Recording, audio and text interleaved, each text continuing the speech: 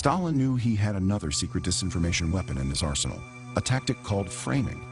Many believe that the worst damage from Soviet intelligence operations against the West has been the theft of highly classified secrets.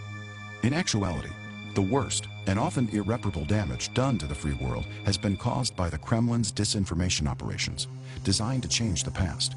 In KGB jargon, changing people's pasts was called framing, and it was a highly classified disinformation specialty. Both Lenin and Stalin successfully purged millions of rivals, opponents, and uncooperative citizens by framing them as traitors or Zionist spies. In 1945, Stalin decided to use his disinformation machine to take control of Eastern Europe. Nazi sympathizers were considered the most vile people at that time, and to be framed as such meant to be ostracized, arrested, or to be sentenced to death.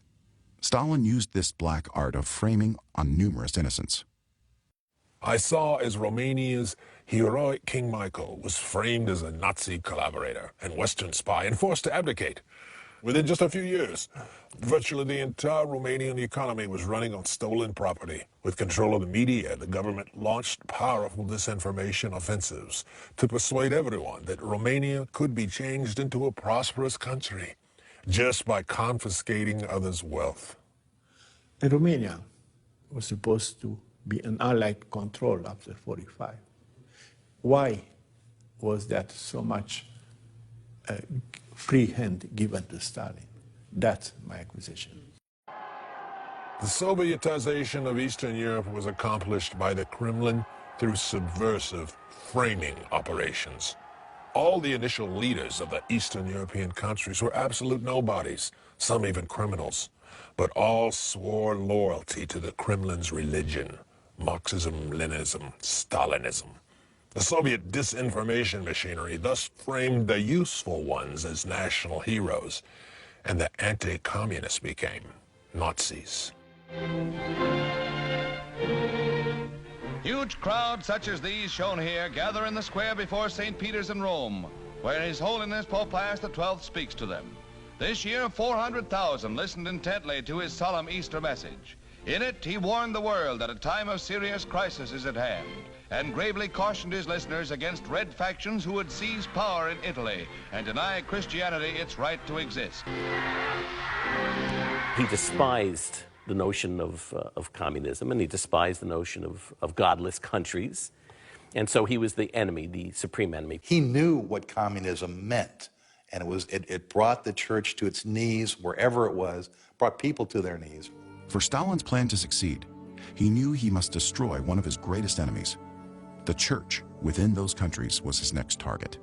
The war between communism and the Catholic Church is almost as old as communism itself. In Russia, Lenin killed thousands of priests and closed most churches to make Marxism-Leninism the country's sole religion. Most Americans and most people in the Western world do not understand what communism is about. Communism is first, way before economic system, is a religion. It has a God, his name is Lenin. It has a church, its name is the Communist Party of the USSR. It has its prophets, it has its rituals, it has its texts, it has the Bible, it has everything. Lenin is in you, Lenin is in me, Lenin is everywhere. So just substitute Jesus or God, and you'll understand where it comes from. They stole everything from Judaism, actually. So I believed in my God. Lenin was the most important hero, the most important person in my childhood. I was willing to inform on my parents. I was a good patriot. I was willing to die to destroy imperialism in America. On June 3, 1945, Radio Moscow proclaimed that the leader of the Catholic Church, Pope Pius XII, had been Hitler's pope, insinuating that he had been an ally of the Nazis during World War II. This was the first salvo of a calculated operation designed to smear the reigning pope in the eyes of the world. Radio Moscow's insinuation fell flat as a pancake. Churchill called him the greatest man of our time, and Albert Einstein wrote, "Before I had not been interested in the church, but today I felt a great admiration for the church, which alone has had the courage to stand against the Hitlerian onslaught on liberty." In the 1960s, the Kremlin tried again with a new generation. Central to that framing effort, codenamed Operation Seat 12, was the 1963 theatrical play The Deputy, written by the leftist German playwright Rolf Hackut.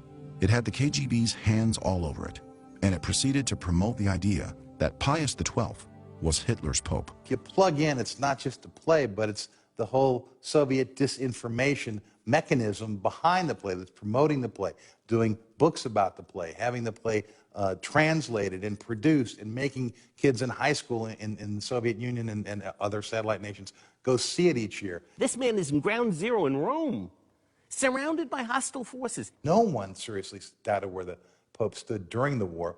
This all came up afterwards, after the Soviet plot came in, beginning in 1963, with the play of The Deputy. They used the network of the Roman Catholic Church to save Jewish lives. Every rectory, every convent, every school throughout Rome became a sanctuary for Jews. In Rome, they saved about 8,000 Jews that way, and had one of the highest percentages of anywhere people being saved. There are a lot of testimony from Jewish people who say, you know, I was there, or my relatives were there. The Concordat that was signed with Germany enabled the church to save converted Jews. He was infiltrated by spies and still managed to save Jewish lives, which were not part of his flock. How the world came to change its opinion of him is outrageous. The Valkyrie attempt on Hitler's life, 1944. We have the documents of the Kaltenbrunner report. It names Pacelli and his secretary Lieber as co-conspirators. Why? Because they were. They actually said that they would not interfere to negotiate a peace unless Hitler was dead. He was hailed at the liberation of Rome, at the end of the war, at the time of his death in 1958.